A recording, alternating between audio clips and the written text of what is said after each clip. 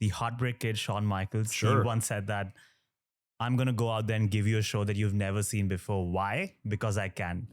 You've always said that you were born to do this.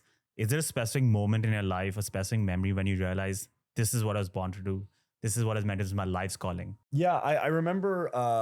So I was a big wrestling fan as a kid, and then right around the time of like Eddie Guerrero passed away, the horrible tragedy with the Benoit family, and I fell out of wrestling. I fell out of love with wrestling. A lot of people, I think, around like their teenage years tend to just kind of drift away. And then my older brother, Trip Loon, who has a band back in Saudi Arabia and a whole like entertainment company. I'm so proud of him.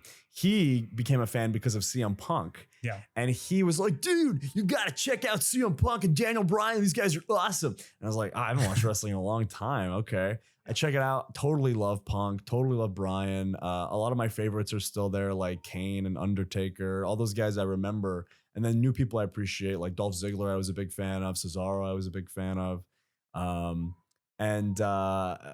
Once I got back into it, I was like, okay, because I had done a lot of acting in my life. I enjoyed performing, but I always felt like there was something missing in acting. I liked doing plays.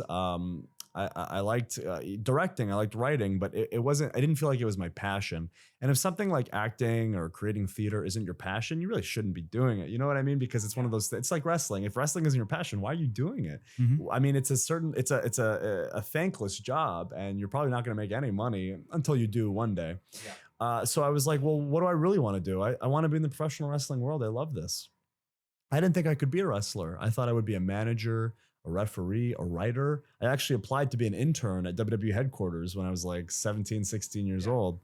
And then when I was 17 or 18, I remember I watched Daniel Bryan and John Cena, SummerSlam 2013, when Daniel Bryan won the WWE Championship. And I said, oh my God, here's this guy that everybody said would never be successful in WWE. Everybody said Vince was going to hate this guy. He's never going to be anything. He's never going to amount to anything, even though he's incredibly talented. It doesn't matter, because in WWE, it doesn't matter how good you are. And I saw him beat John Cena, the number one guy, the most protected guy in the company, clean as a whistle, for the top prestigious championship in our sport. And I was like, hey, if I get good enough at this thing, I think I could do it. And part of it was like, I'm not short, but I'm a skinny Arab who historically, that group of people haven't really done particularly well in wrestling, or weren't really presented in a great light. And then around that same time, I watched Sami Zayn perform in NXT, and he had Zayn written on his tights. And I remember thinking, that's the first time I've ever seen Arabic written on anyone's gear. And he was presented in a positive light, and he was a babyface. He was a good guy. And the fact that he was Arab didn't really dominate his personality. It simply was a crucial piece of who he is as a person. Yeah. And I thought maybe there is hope for me, in the sense that maybe there is something that I can do in this field where my background won't actually hinder me. Ironically enough, it's what got me my job.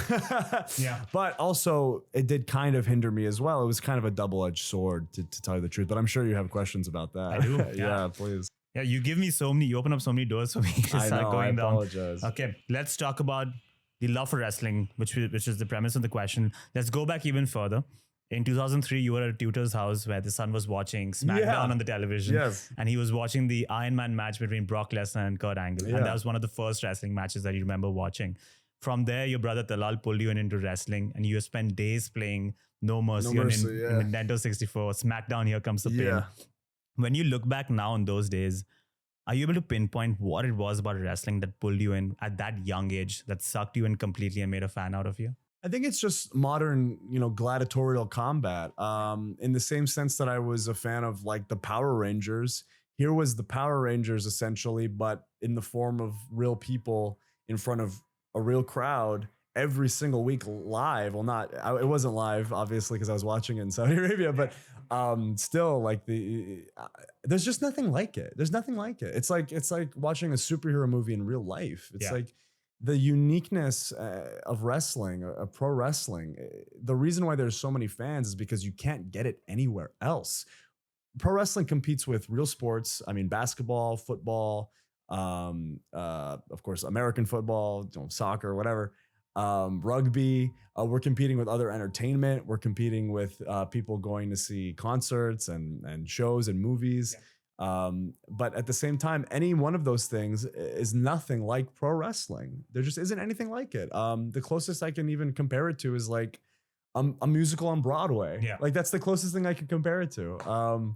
But really, in its essence, it's the only thing you can see of that kind of thing. One take, fight choreography, wild, fantastic characters, passionate monologues, storylines from a week-to-week standpoint, like a serialized television show. Yeah. It's so incredibly unique, and I think that's why it draws so many people in.